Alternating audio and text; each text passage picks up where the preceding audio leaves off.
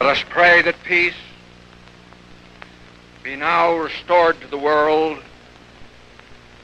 and that God will preserve it always. These proceedings are closed.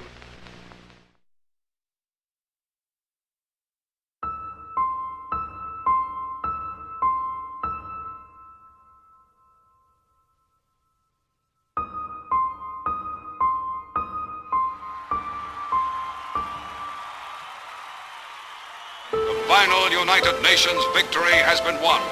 The war is over. Peace is here. A crowd of 2 million review the greatest parade of victorious arms ever witnessed. This is the news that electrified the world. Unconditional surrender of a new world of peace. Today the guns are silent. The skies no longer rain death. The entire world lies quietly in peace.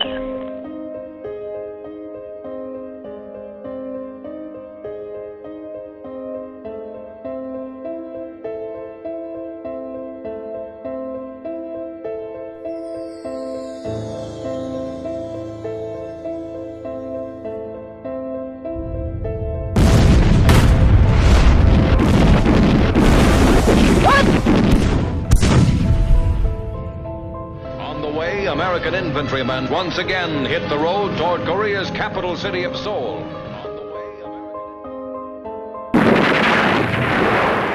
U.S. Marines were ordered into the Dominican Republic. As a rebel, meanwhile, the U.S. Marines have also taken center stage in South Vietnam. This is what the war in Vietnam is all about. First wave of Marines landed at Grenada, encountering some 1,200 U.S. Marines would land at Grenada for several days. Civilians were terrified during last night's heavy bombing raid. Breaking story, President Bush's decision to neutralize Panama's General Manuel Noriega. Saddam Hussein's reign of terror is over. Of the war in Iraq. Since World War II, we have seen a dramatic escalation in United States military actions around the globe, ranging from missile strikes and rapid troop deployments to all-out wars and occupations. The reasons for these military interventions have varied, each involving complex geopolitical interests in different parts of the world at different times in U.S. history.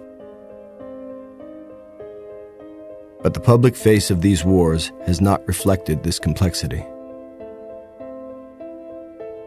Over the past 5 decades, deliberation and debate about U.S. military actions have largely been left to a closed circle of elite Washington policymakers, politicians and bureaucrats whose rationales for war have come into public view only with the release of leaked or declassified documents, often years after the bombs have been dropped and the troops have come home.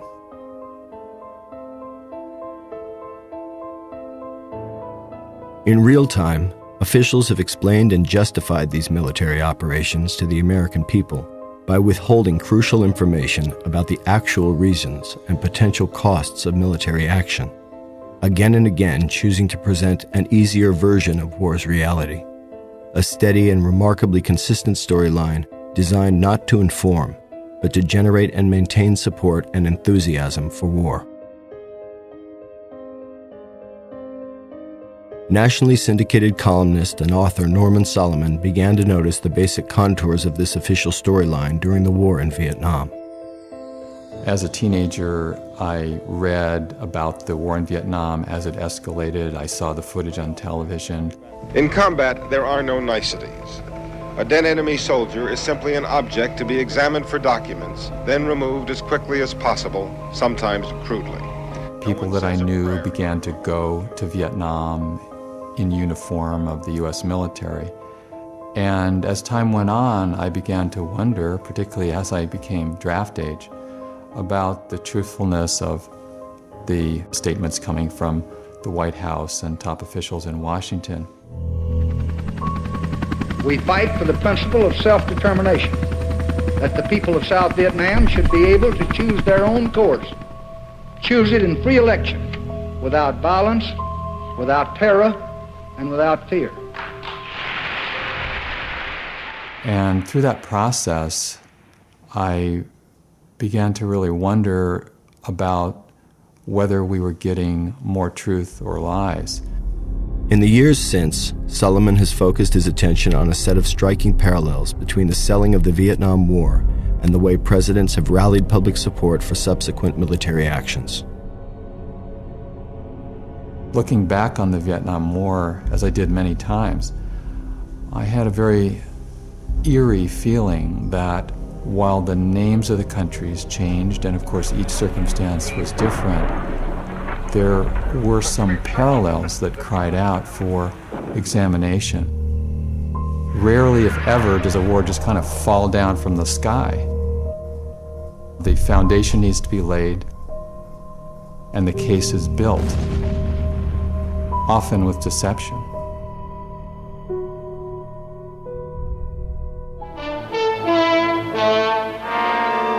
In the background was the growing struggle between two great powers to shape the post-war world. Already an iron curtain had dropped around Poland, Hungary, Yugoslavia, Bulgaria.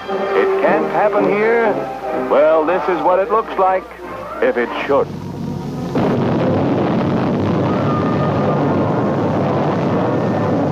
Chief of police is hustled off to jail. Public utilities are seized by fifth columnist editor who operates under a free press.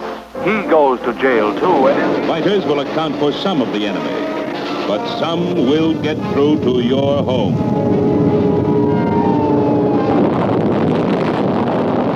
The use of propaganda to arouse public support for war is not new. Leaders throughout history have turned to propaganda to transform populations understandably wary of the costs of war into war's most ardent supporters, invoking images of nationalism and channeling fear and anger toward perceived enemies and threats. And in the United States since World War II, government attempts to win public support for military actions have followed a similar pattern. That we are living in an era marked by the growth of socialism, its basic godless philosophy. Lying, dirty, its goal of world conquest. Shrewd, godless. Its insidious tactics. Murderous, determined. And its cunning strategy. It's an international criminal conspiracy. It's the same sort of message that's utilized today, and often identical techniques. States like these and their terrorist allies constitute an axis of evil, arming to threaten the peace of the world. These are barbaric people, servants of evil, the cult of evil. A monumental struggle of good versus evil. But good will prevail. Whether it's the Soviet Union or Al-Qaeda, it provides a way to legitimize U.S. plans for war. On high alert from biggest... Have the comparisons between the enemy leader and Hitler. President Bush called Saddam Hussein a little Hitler again today. We're dealing with Hitler revisited. Bin Laden and his terrorist allies have made their intentions as clear as Lenin and Hitler before them. We don't get information that would help us put the images in perspective. This mad dog of the Middle East, I find he's not only a barbarian, but he's flaky. The drug-related, indicted dictator of Panama. And to support their claim that Noriega was out of control, ghoulish evidence of satanic practices with dead animals that one official called kinky. Saddam Hussein is a homicidal dictator who is addicted to weapons of mass destruction.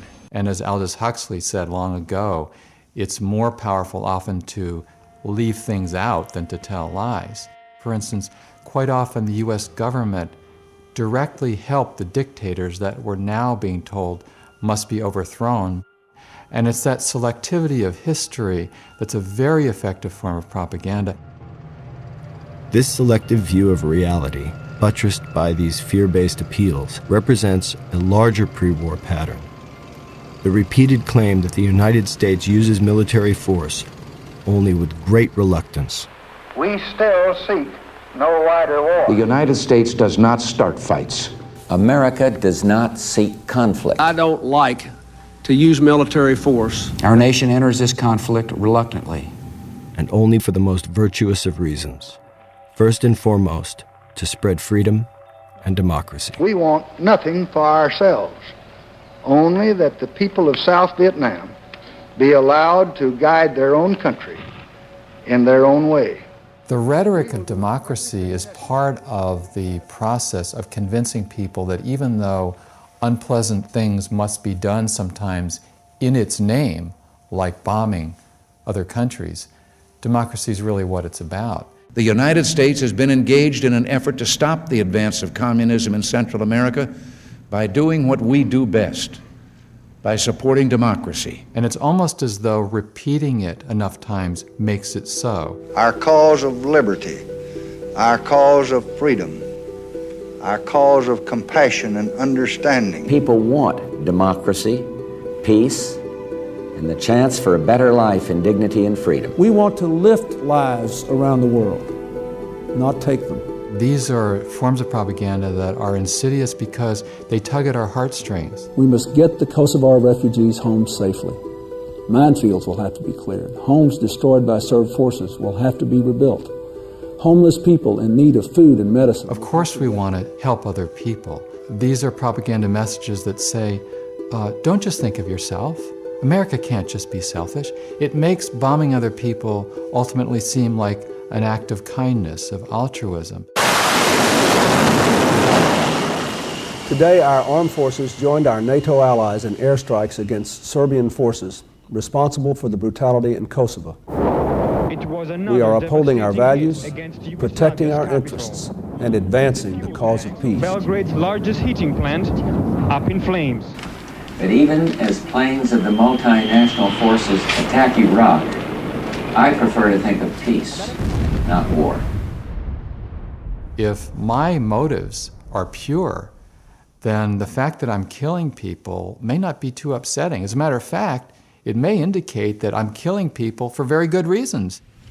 America will stand with the allies of freedom to support democratic movements in the Middle East and beyond, with the ultimate goal of ending tyranny in our world.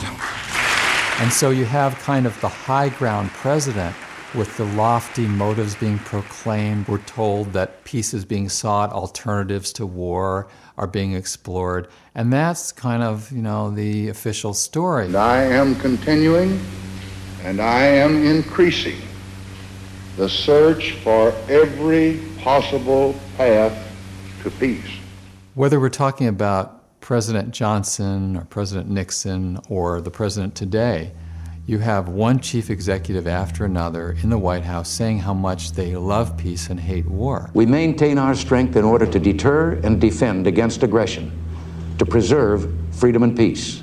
No one, friend or foe, should doubt our desire for peace. The United States wants peace. We seek peace. We strive for peace. Every president of the last half century has gone out of his way to say that he wanted peace and wanted to avoid war. I pledged in my campaign for the presidency to end the war in a way that we could win the peace. Even while ordering military action. I still think we ought to take the dice off now. I think for that drown people, we have to drown about 200,000 people. Well, no, I'd rather see some nuclear bomb if you got that ready. And that, I think, would just be too much. The nuclear bomb, that probably.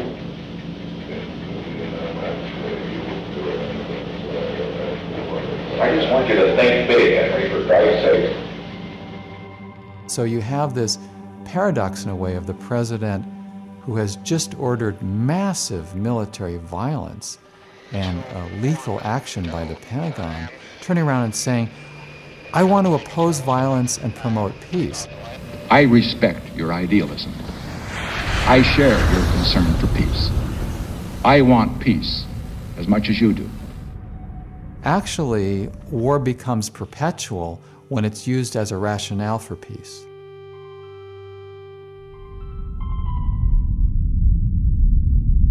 We cannot wait for the final proof, the smoking gun that could come in the form of a mushroom cloud.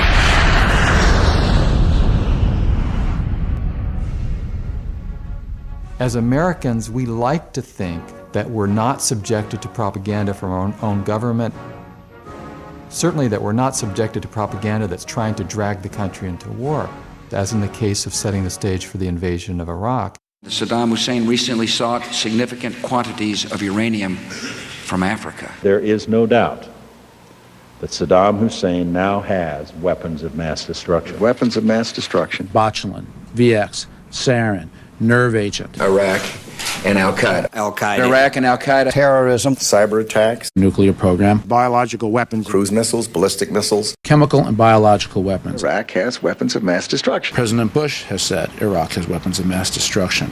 Tony Blair has said Iraq has weapons of mass destruction. Donald Rumsfeld has said Iraq has weapons of mass destruction. Richard Butler has said they do. The United Nations has said they do. The experts have said they do. Iraq says they don't. You can choose who you want to believe. The war propaganda function in the United States is finely tuned, it's sophisticated, and most of all, it blends into the media terrain. The White House says it can prove that Saddam Hussein does have weapons of mass destruction, claiming it has solid evidence. The White House insisted again today it does have solid evidence that Saddam Hussein is hiding an arsenal of prohibited weapons. It's necessary to provide a drumbeat media echo effect. They might fight dirty, using weapons of mass destruction, chemical, biological, or radioactive. There are ties between Saddam Hussein and Al-Qaeda. Anthrax, smallpox, dirty bomb, Iraq Al-Qaeda connections. Saddam Hussein and Al-Qaeda share the same goal. They want to see, both of them want to see Americans dead. And I was very struck by the acceptance, the tone of most of the media coverage as the sabers were rattled, as the invasion of Iraq gradually went from possible to probable to almost certain. President essentially giving Saddam 48 hours to get out of Dodge. War now seems all but inevitable. Short of a bullet to the back of his head or he leaves the country, war is inexorable. Well, I think that's exactly right. War is inevitable, and it is approaching inexorably. Is war with Iraq inevitable right now? I think it's 95% inevitable. You, at this point, right now, tonight, don't see any other option but war. Do you? I'm asking you, Ambassador. I agree. I don't think there's a viable option for the administration at this point. We're way too far out front in this. Send us over there, guys. Let's get on with it. Let's get it over with. Showdown Iraq. If America goes to war, turn to MSNBC and the experts. And in many ways, the U.S. news media were equal partners with the officials in Washington and on Capitol Hill in setting the agenda for war. We'll take you there. MSN. And although it's called the liberal media, one has a great deal of difficulty finding an example of major media outlets in their reporting challenging the way in which the agenda setting for war is well underway. And when that reporting is so much a hostage of official sources, that's when you have a problem. U.S. officials tell CNN. Bush official says that analysts say. Pentagon officials tell us. According to U.S. intelligence, often we're encouraged to believe that officials are the ones who make news. U.S. officials say that U.S. officials here say, means officials here at the White House tell us. They are the ones who should be consulted to understand the situation. I just pulled these two things out. I've laundered them so you can't really tell what I'm talking about because I don't want the Iraqis to know what I'm talking about. But trust me, trust me. If history's any guide, the opposite is the case, that officials blow smoke and cloud reality rather than clarify. We will, in fact, be greeted as liberators. The notion that it will take several 100,000 U.S. troops to provide stability in post-Saddam Iraq are wildly off the mark. So the money's going to come from Iraqi oil revenue, as everyone has said. They think it's going to be something like $2 billion this year. They think it might be something like 15, 12 next year. A country that can really finance its own reconstruction and relatively soon. National Security Advisors Ken Edelman and Richard Pearl, early advocates of the war, said the war would be a cakewalk. The sources that have deceived us so constantly don't deserve our trust. And to the extent that we give them our trust, we set ourselves up to be scammed again and again.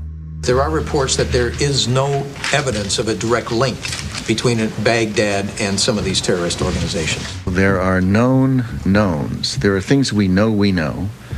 We also know there are known unknowns. That is to say, we know there are some things we do not know. But there are also unknown unknowns. The ones we don't know, we don't know. Excuse me, but is this an unknown unknown? I'm not. Several unknowns, and I'm just wondering if this is an unknown I'm not going to unknown. say which it is. But the Secretary, I'm right here. I'm right here. In the run-up to the war in Iraq, the failure of mainstream news organizations to raise legitimate questions about the government's rush to war was compounded by the network's deliberate decision to stress military perspectives before any fighting had even begun. We've got generals, and if you ask them about the prospects for war with Iraq, they think it is almost certain. CNN's use of retired generals as supposedly independent experts reinforced a decidedly military mindset, even as serious questions remained about the wisdom and necessity of going to war.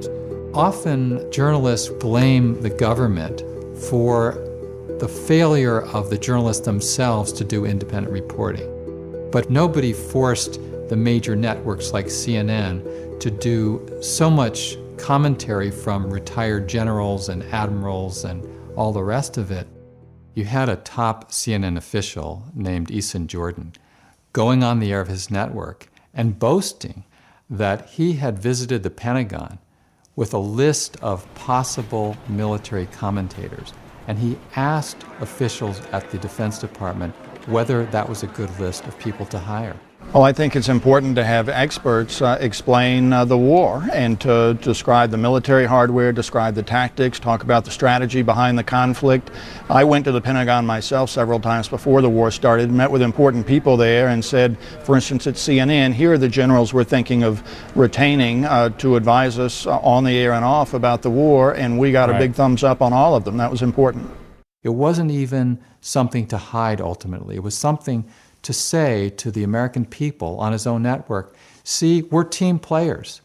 We may be the news media, but we're on the same side and the same page as the Pentagon. And that really runs directly counter to the idea of an independent press. And that suggests that we have some deep patterns of media avoidance when the U.S. is involved in a war based on lies. My fellow Americans. In 1964, President Lyndon Johnson falsely claimed that an attack on U.S. gunships by North Vietnamese forces in the Gulf of Tonkin gave him no choice but to escalate the war in Vietnam. Renewed hostile actions against United States ships on the high seas in the Gulf of Tonkin have today required me to order the military forces of the United States to take action in reply. Routinely, the official story is a lie or a deception or a partial bit of information that leaves out key facts.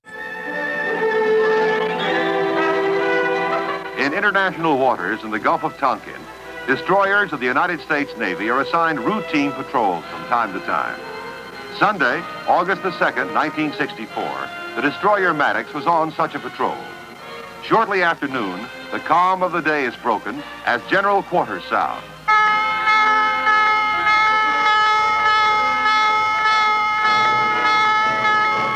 In a deliberate and unprovoked action, 3 North Vietnam PT boats unleash a torpedo attack against the Maddox. The official story about the Gulf of Tonkin was a lie. The destroyer was carrying out a mission of patrol in those waters, in international waters. When it was attacked, but it quickly became accepted as the absolute truth by the news media.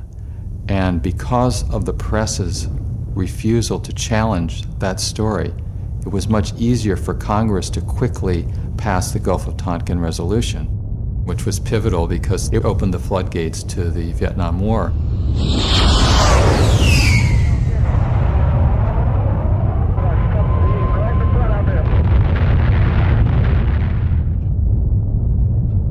Well, I think it's a very clear demonstration of the unity of the country behind the policies that are being followed by the president in South Vietnam, and more specifically of the action that was taken in response to the attack upon our destroyers. At that point, the facts were secondary. In the case of the Washington Post reporting, I asked more than 3 decades later whether there had ever been a Post retraction of its reporting on the Gulf of Tonkin events. And I called the newspaper and eventually reached the man who had been the chief diplomatic correspondent for the paper at the time, Murray Martyr, and I said, Mr. Martyr, has there ever been a retraction by the Washington Post of its fallacious reporting on the Gulf of Tonkin? And he said, I can assure you it never happened. There was never any retraction. And I asked why.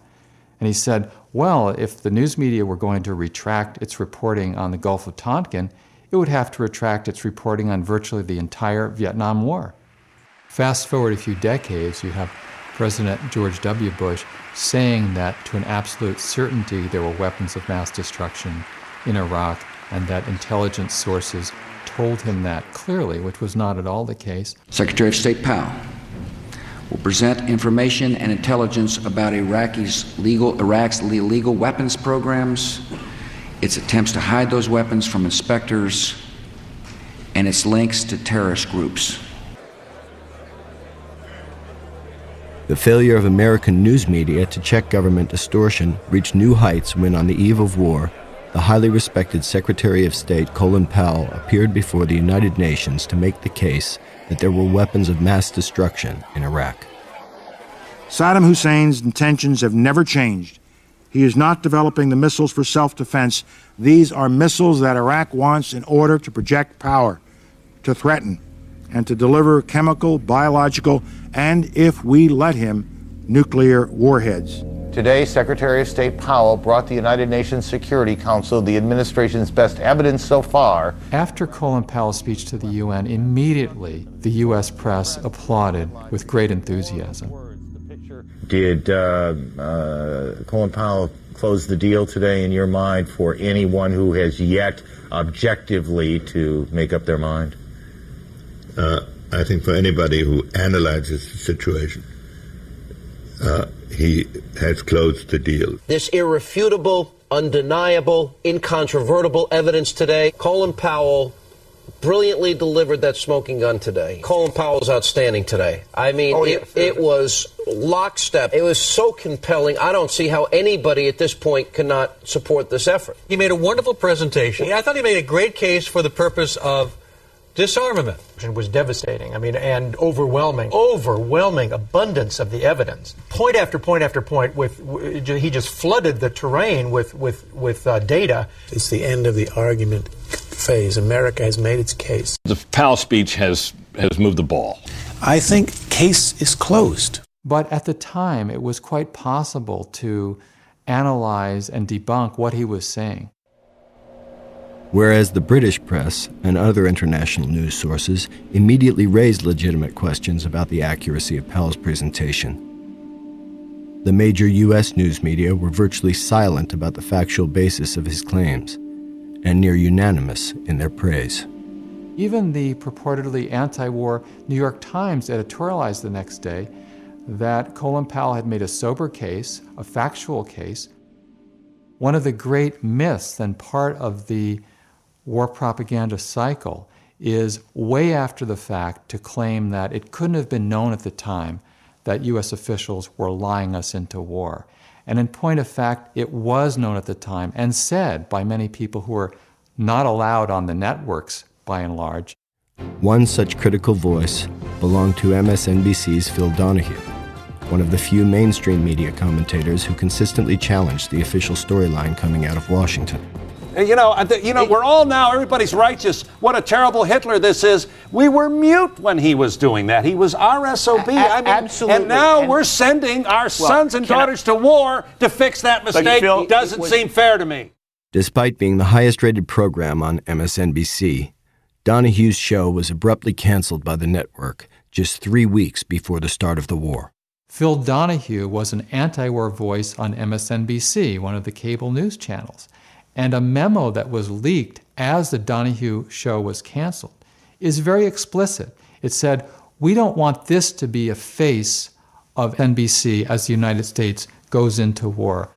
This guy puts anti-war voices on our network. The American people need to know there is no just cause for this war. But there's no evidence that there is even a weapon that exists in that country yet. Journalists, too many of them, and some quite explicitly, have said that they see their mission as helping the war effort. And if you define your mission that way, you'll end up suppressing news that might be important, accurate, but maybe isn't helpful to the war effort. We don't want to have that kind of public persona when then we'd be vulnerable to charges that were unpatriotic. It'll make it more difficult to keep pace with the flag wavers at Fox or CNN or whatever. And more broadly, news media are very worried, not only government pressure, but advertiser pressure, criticism from readers, listeners, and viewers. Gee, our soldiers are in the field. You got to support them. Don't raise these tough questions. It seems to me that the right thing to do for patriots when American lives are at risk and Americans are dying is to unite behind the troops until victory is won.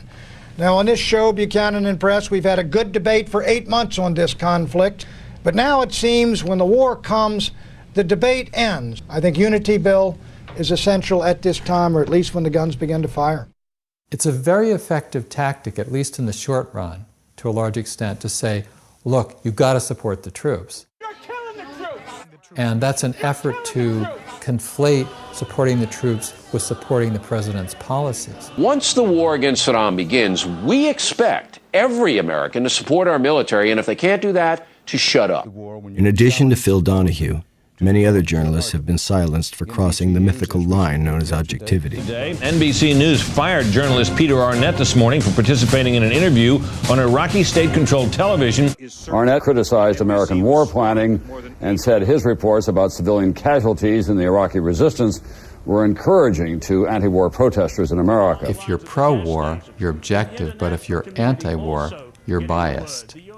And often a news anchor will get no flack at all for making statements that are supportive of a war and wouldn't dream of making a statement that's against a war. I must say I was trying to think of something that would be appropriate to say on an occasion like this, and as is often the case, the best you can come up with is something that Shakespeare wrote for Henry V, wreak havoc and unleash the dogs of war. And that is a tip-off to just how skewed the media terrain is.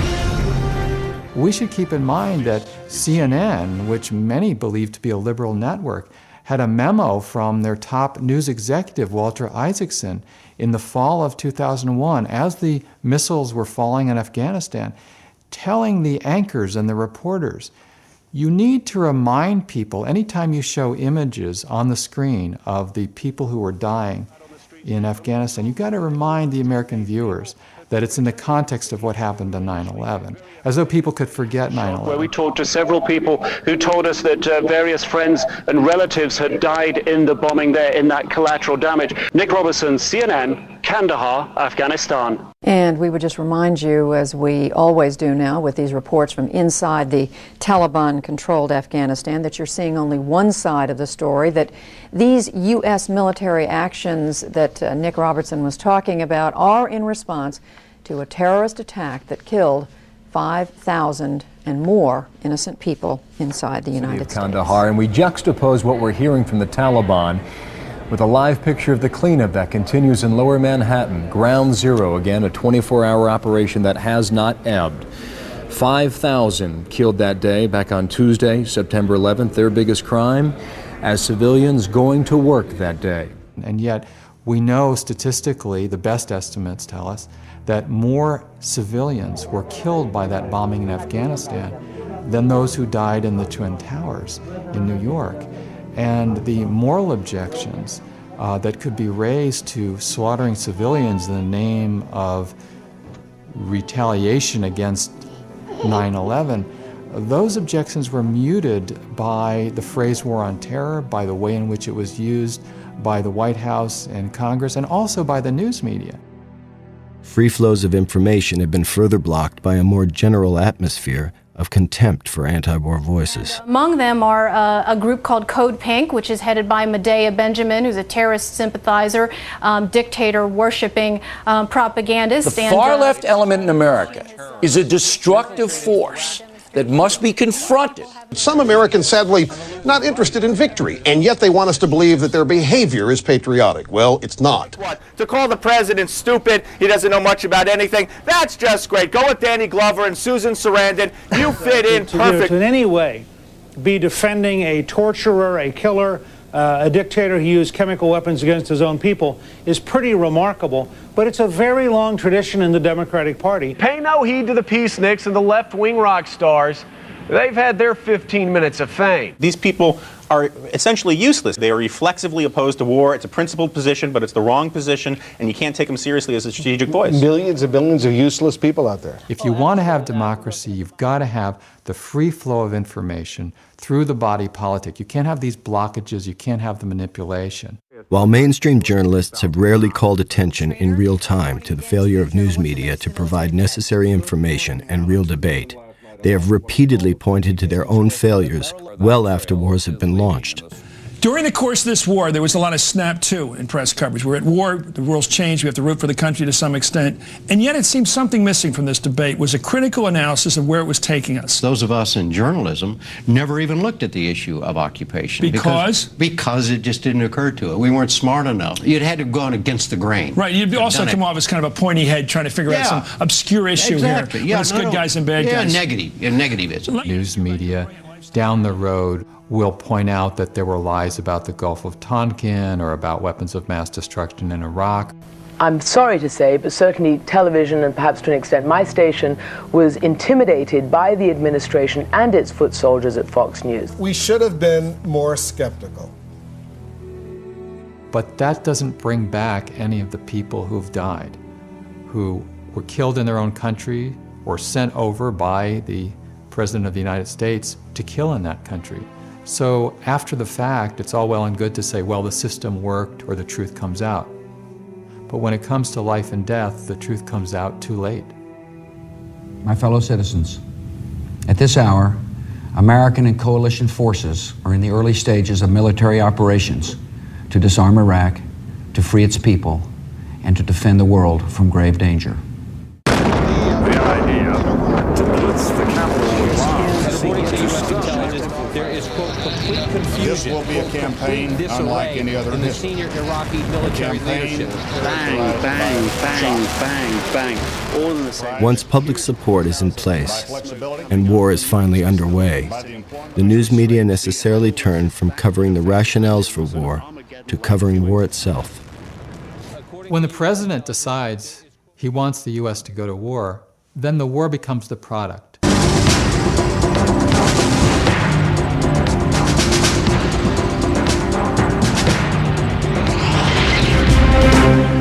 Particularly in the early stages, news coverage of war is much more like PR about war.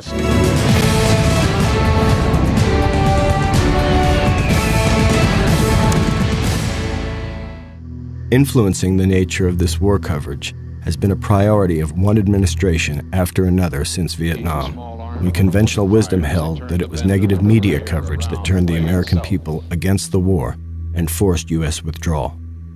Since that time, and beginning with new urgency during the 1991 Gulf War, the Pentagon has worked with increasing sophistication to shape media coverage of war.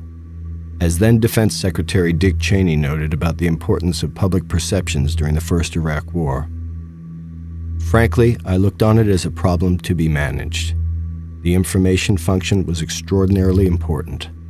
I did not have a lot of confidence that I could leave it to the press. So for the invasion of Grenada and invasion of Panama in 83 and 89, then the Gulf War in early 1991, it was like a produced TV show, and the main producers were at the Pentagon. They decided, in the case of the Gulf War, exactly what footage would be made available to the TV stations.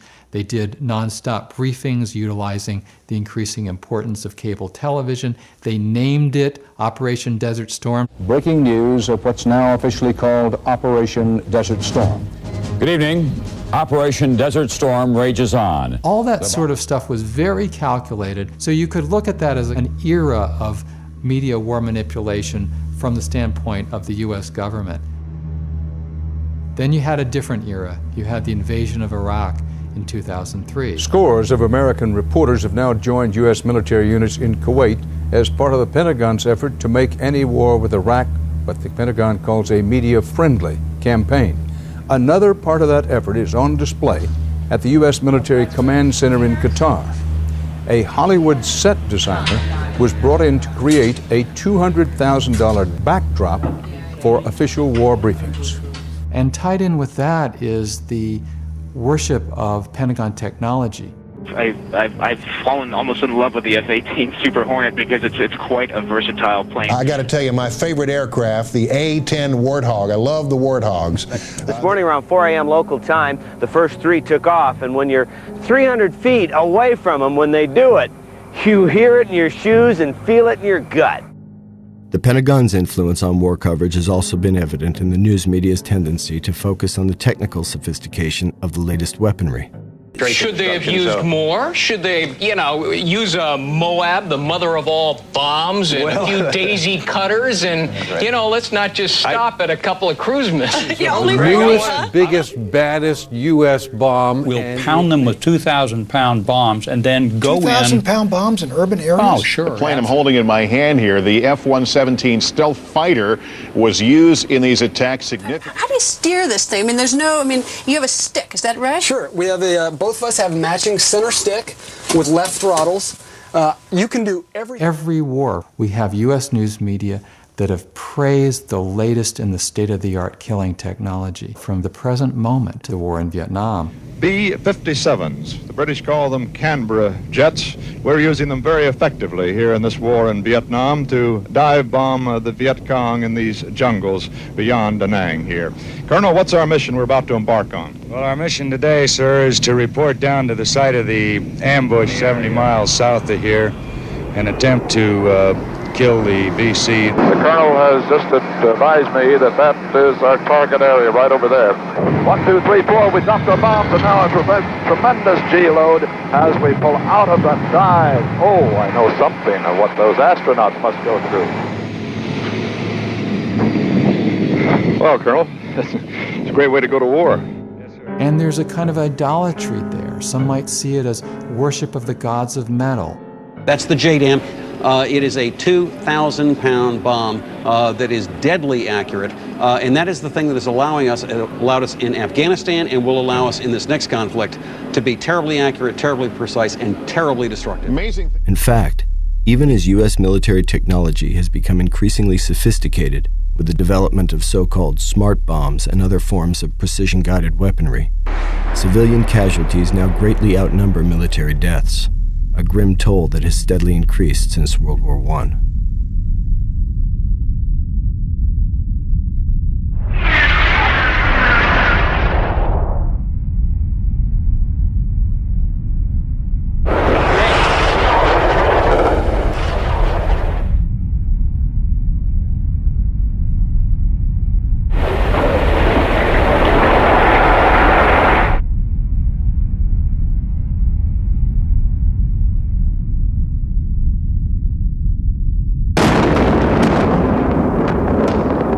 This is the beginning of the shock and awe campaign. According to one official, this is going to be the entire 9 yards. It was a breathtaking display of firepower. There's kind of an acculturated callousness towards what happens at the other end of U.S. weapons. Behind the flight deck, the weapons officer, who goes by the call sign Oasis, will never see the ground or the target for that matter.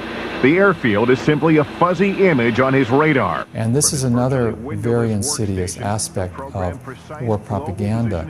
There's a bias involved where, because the United States has access to high-tech military weaponry, that somehow to slaughter people from 30,000 feet in the air or 1,000 feet in the air from high-tech machinery is somehow moral, whereas strapping on a suicide belt and blowing people up is seen as the exact opposite. The targeting capabilities and the care that goes into targeting to see that the precise targets are struck and that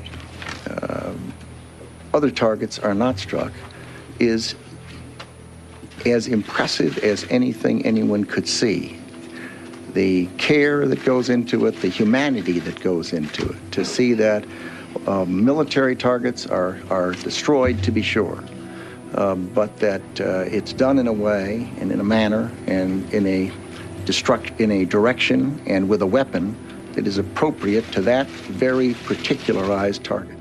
The weapons that are being used today have a degree of precision that no one ever dreamt of.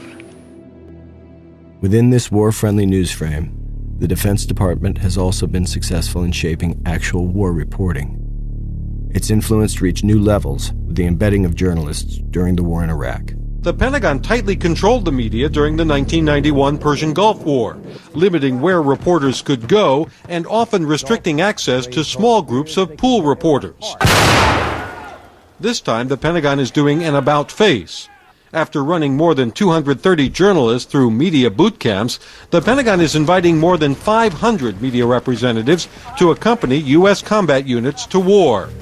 Despite being widely praised as a new form of realism in war coverage, the strategy of embedding reporters has raised new questions about the ability of war reporters to convey balanced information to the American people. U.S. Army 7th Cavalry. Rather than being kept far away, they were embraced and smothered and participated in the process of being smothered. They were brought along, hundreds and hundreds of them, with the Marines, with the Navy, with the Army. They became, in a sense, part of the invading apparatus.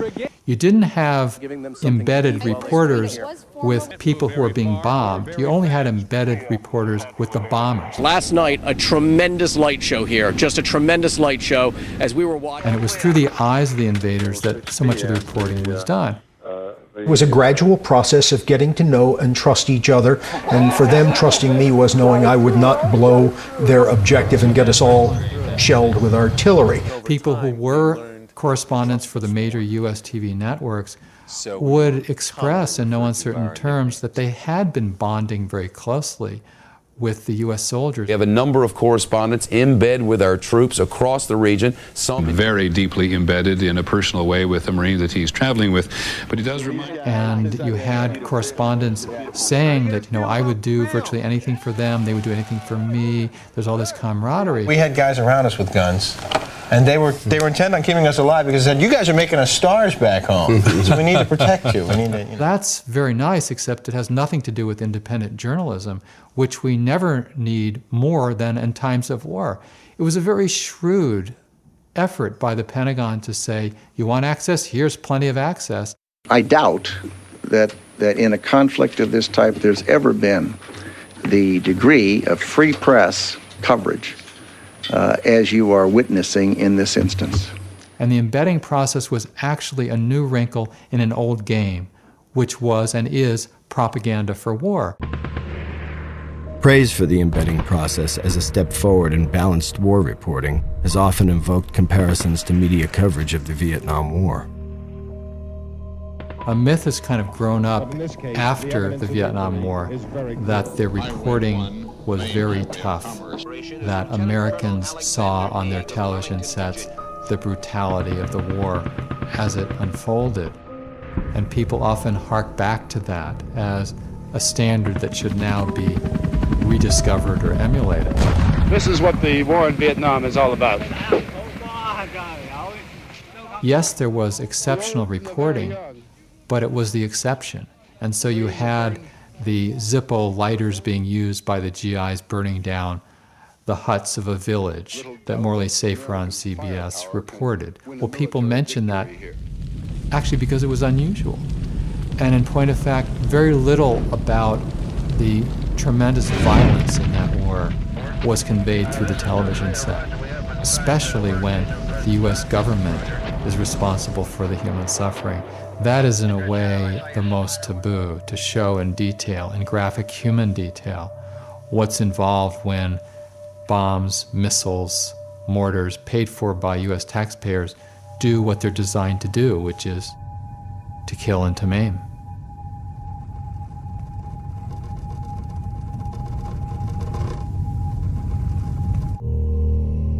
I know that this is a great concern. I think it's part of the Vietnam syndrome. The Vietnam syndrome that President Reagan mentioned was a reference to America's attempt to forget its most unpopular war. This will not be another Vietnam. Our troops will have the best possible support in the entire world, and they will not be asked to fight with one hand tied behind their back. Like President Reagan before him, President George H.W. Bush explicitly set out during the first Gulf War to rid the national psyche of the so-called Vietnam syndrome. the common belief after the bloody and protracted conflict in Vietnam that the American public no longer had the stomach for war unless guaranteed swift, easy, and decisive victory. Precision weapons and the strategic use of air power helped make the Gulf War an enormous operational victory for the Pentagon, helping it move past the legacy of Vietnam. Well, it's a proud day for America, and by God, we've kicked Vietnam syndrome once and for all. Thank you very, very much. The idea is that supposedly the public is not willing to back strong military action because people have become too skittish about U.S. casualties. In fact, if you look at the actual course of public opinion, there's been a real willingness to support wars, without exception, at the beginning. Public support for the Second World War never fell below 77%, according to opinion polls. But during the Vietnam War, public support fell to about 30%, and within a couple of years of the U.S. occupation of Iraq, public support was down to almost 30% among the U.S. population. So what's the difference?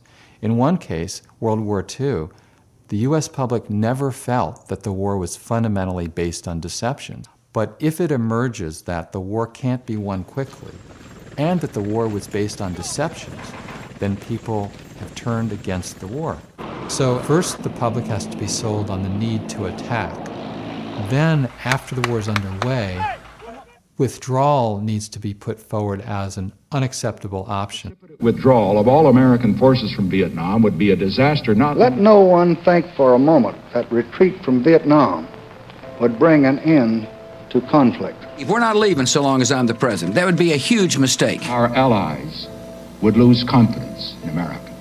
To yield to force in Vietnam would weaken that confidence. Any sign that says we're going to leave before the job is done simply emboldens terrorists. A retreat from the United States from Vietnam would be a communist victory, a victory of massive proportions, and would lead to World War III. If this little nation goes down the drain and can't maintain her independence, ask yourself what's going to happen to all the other little nations. It would not bring peace. It would bring more war. And many propaganda lines become stock in trade of those who started the war in the first place. The party of FDR and the party of Harry Truman has become the party of cut and run. The American people will not stand for surrender. Cowards cut and run. They're advocating a policy called cut and run. That party's old pattern of cutting and running. If we hightailed it and cut and run, we won't cut and run. Cut and run. Cut and run. We will not cut and run. Cut and run. Cut and run. Cut and run. How do you respond? We will stay the course. We must stay the course. We stay the course. We will stay the course. And we're not going to cut and run if I'm in the Oval Office. All a president has to do is start a war, and these arguments kick in that you can't stop it. So it's a real incentive for a president to lie, to deceive, to manipulate sufficiently to get the war started. And then they've got a long way to go without any sort of substantive challenge that says, hey, this war has to end.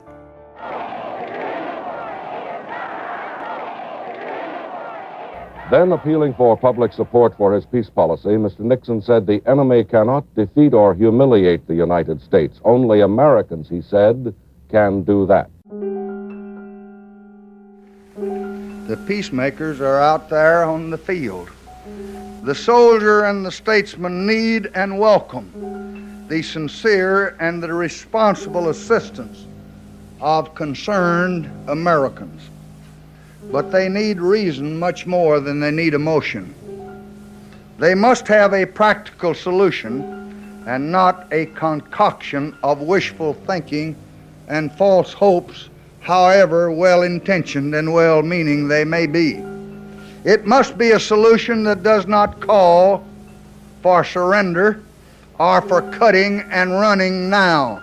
Those fantasies hold the nightmare of World War III and a much larger war tomorrow. During the Vietnam War, public opinion polls were showing, after a few years, into the early 1970s, that a majority of Americans felt the war was wrong, even immoral, and yet the war continued because the momentum was there. Vice President Agnew's target for tonight, as he put it, was the professional pessimist. Most of those, the Vice President explained at a rally for California Republicans, are Democrats. And it was all the kind of rhetoric Republican crowds have been enjoying on this tour. In the United States today, we have more than our share of the nattering nabobs of negativism. The same has been the case in terms of the occupation of Iraq. The President and I cannot prevent certain politicians from losing their memory or their backbone, but we're not going to sit by and let them rewrite history. And that's an insidious process because often those who oppose a war are simply discounted. Congressman John Murtha, the first Vietnam vet to serve in Congress, a man awarded a Bronze Star and 2 Purple Hearts, choking back tears as he talked about his change of heart. It's time to bring them home. They've done everything they can do. The military's done everything it can do. This war has been so mishandled from the very start. Not only was the intelligence bad, the way they disbanded the troops, there's all kinds of mistakes have been made. They don't deserve to continue to suffer. They're the targets. As an original supporter of the war and somebody known as a hawk, pro-military inside the Congress, John Murtha, despite his credentials, he was not taken terribly seriously. This guy is long past the day when he had anything but the foggiest awareness of what the heck is going on in the world. And that soundbite is naivete writ large. And the man is an absolute fountain of such talk. His recommendations to pull out U.S. troops discounted by pundits. Pennsylvania Congressman John Murtha once again sounding like the Grim Reaper when it comes to the war on terror. Murtha's running a psyop against his own people and against his own military.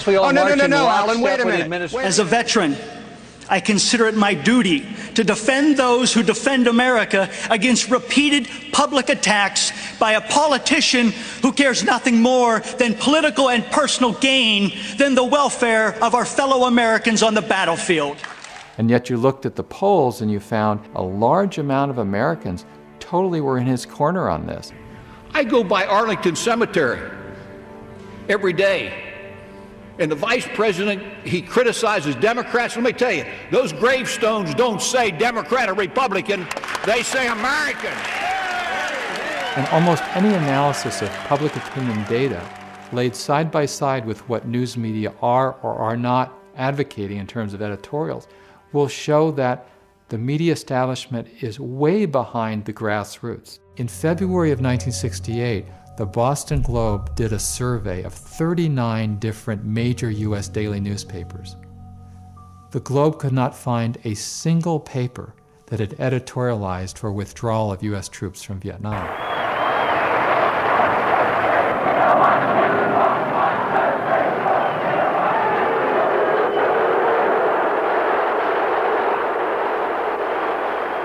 And even when calls for withdrawal have eventually become too loud to ignore, officials have put forward strategies for ending war that have had the effect of prolonging it. In some cases, as with the Nixon administration's strategy of Vietnamization, actually escalating war in the name of ending it. In the previous administration, we Americanized the war in Vietnam. In this administration, we are Vietnamizing the search for peace. It's the idea that, okay, the war has become unpopular in the United States, so let's pull out some U.S. troops and have the military burden fall on the allies inside that country. White House officials say it is obvious the South Vietnamese are going to have to hack it on their own. The model is to use air power while pulling out U.S. troops and training Vietnamese to kill other Vietnamese people. And several decades later, in effect, that is a goal of George W. Bush's administration. Our strategy can be summed up this way. As the Iraqis stand up, we will stand down. The rhetoric about shifting the burden of fighting the insurgency onto the shoulders of Iraqi people themselves is very enticing for a president because it's a way of saying to people in the United States, hey, we're going to be out of there. It's just a matter of time. There isn't a person at this table who agrees with you that we're in a quagmire and that there's no end in sight. The media and political focus on the word quagmire is a good example of how an issue can be framed very narrowly. The criticism would be that you're in a situation from which there's no good way to extricate yourself. And then the word clearly would not be a good one. Talking about a quagmire seems to be a positive way of fomenting debate, because then we can argue about whether the war is actually working out well. We are now in a seemingly intractable quagmire. That terrible word quagmire. This can be, or seems to be, a kind of quagmire. Quagmire is really a false sort of a critique, because it says, really the problem here is what the war is doing to the United States. Are we able to win? Are we winning in Iraq? Do you want the United States to win in Iraq? I can't tell who's winning and who's losing. Do you believe that we are currently winning in Iraq? We are not winning, but we are not losing. We are losing. We're winning it. You're winning this war? I couldn't tell you. And a big problem with media focus is that it sees the war through the eyes of the Americans, through the eyes of the occupiers, rather than those who are bearing the brunt of the war in human terms. We have been too often disappointed by the optimism of the American leaders, both in Vietnam and Washington, to have faith any longer in the silver linings they find in the darkest clouds. In early 1968, Walter Cronkite told CBS viewers that the war couldn't be won. It seems now more certain than ever that the bloody experience of Vietnam is to end in a stalemate. And that was instantly, and through time even more so, heralded as the tide has turned, as Lyndon Johnson is reputed to have said when he saw Cronkite give that report, "I've lost Middle America." And it was presented as not only a turning point quite often, but also a sort of a moral statement by the journalistic establishment. Well, I would say yes and no. It was an acknowledgement that the United States, contrary to official Washington claims, was not winning the war in Vietnam and could not win. But it was not a statement that the war was wrong. A problem there is that if the critique says this war is bad because it's not winnable, then the response is, oh yeah, we'll show you it can be winnable, or the next war will be winnable. So that critique doesn't challenge the prerogatives of military expansion or aggression, if you will, or empire. And a deeper critique says, whether you can win or not, either way, empire enforced at the point not of a bayonet, but of the cruise missile, that's not acceptable.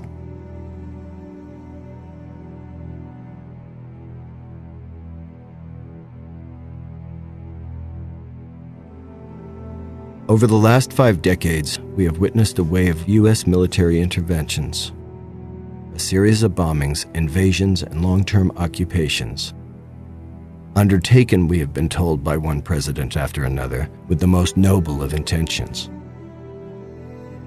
and paid for with the lives of young Americans and countless others around the world. What has occurred with one war after another is still with us.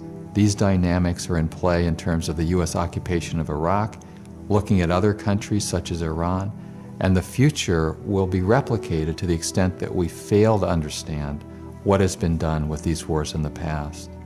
The news media have generally bought into and promoted the notion that it's up to the president to make foreign policy decisions. This smart guy in the Oval Office has access to all the information. He knows more than we do. He's the commander-in-chief.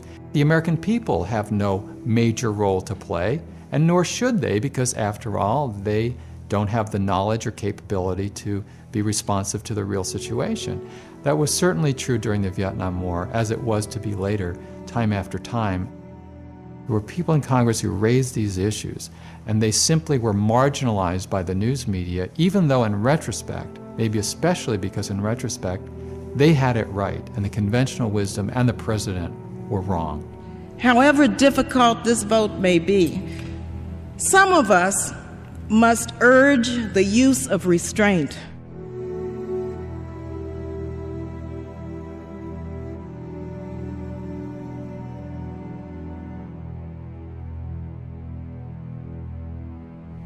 Our country is in a state of mourning. Some of us must say, let's step back for a moment. Let's just pause just for a minute.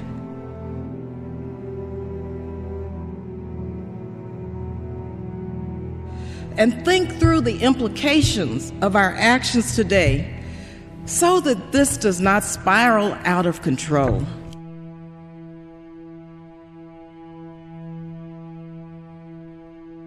As we act, let us not become the evil that we deplore. Thank you, and I yield the balance of my time. Gentlewoman's time has expired.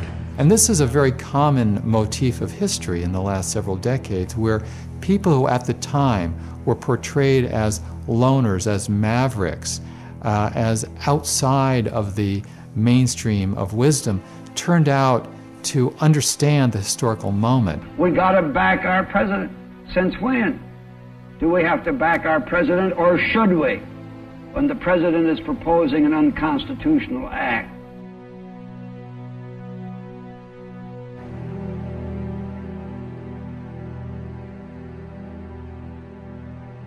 The best example is Wayne Morse, the senior senator from Oregon, who, beginning in 1964, was a voice in the congressional wilderness. Senator Morse was unusual in that he challenged the very prerogative of the U.S. government to go to war against Vietnam. He said, it's up to the American people to formulate foreign policy. Senator, the Constitution gives to the President of the United States the sole responsibility for the conduct of foreign policy. Couldn't be more wrong. You couldn't make a more unsound legal statement than the one you have just made. This is the promulgation of an old fallacy that foreign policy belongs to the President of the United States. To whom does it belong then, Senator? Belongs to the American people. All right, and our constitutional fathers made it very clear. Where does the President fit into this in the responsibility scale? What I'm saying is, under our Constitution, all the President is the administrator of the people's foreign policy. Those are his prerogatives.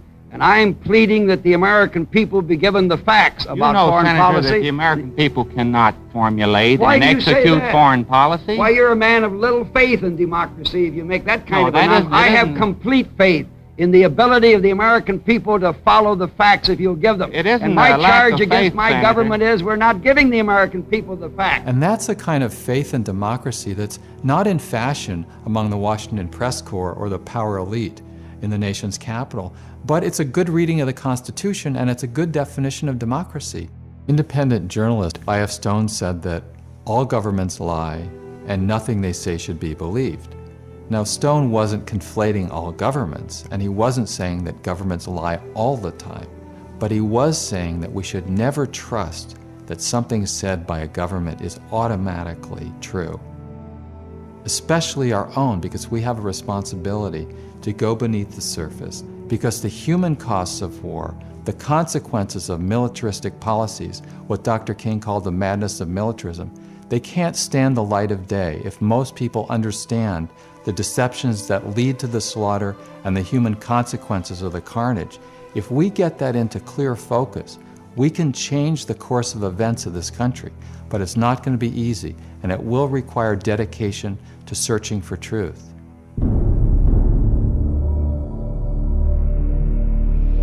Time comes when silence is betrayal. That time has come for us, even when pressed by the demands of inner truth. Men do not easily assume the task of opposing their government's policy, especially in time of war.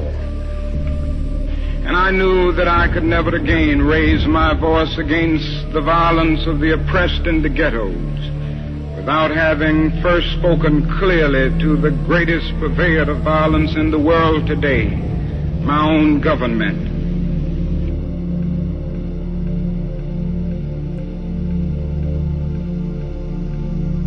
What do they think as we test out our latest weapons on them? Just as the Germans tested out new medicine and new tortures in the concentration camps of Europe. Now that is little left to build on save bitterness. We are met by deep but understandable mistrust. To speak for them is to explain this lack of confidence in Western words, and especially that distrust of American intentions now. The world now demands a maturity of America that we may not be able to achieve. This way of settling differences is not just. A nation that continues year after year to spend more money on military defense than on programs of social uplift is approaching spiritual death. Somehow this madness must cease. We must stop now. I speak as one who loves America. To the leaders of our own nation, the great initiative in this war is ours. The initiative to stop it must be ours.